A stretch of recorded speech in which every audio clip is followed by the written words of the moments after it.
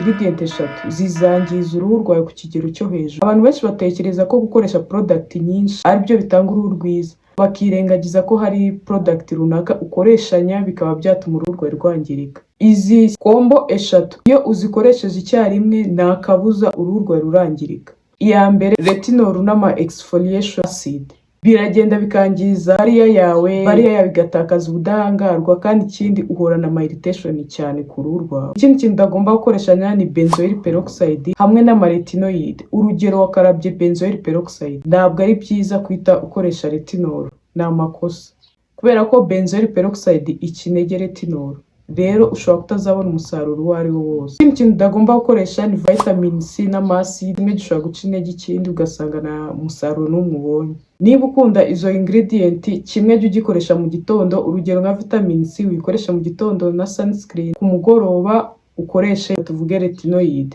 Ariko gukoresha kimwe ukoreshanya n'ikindi ni amakosa.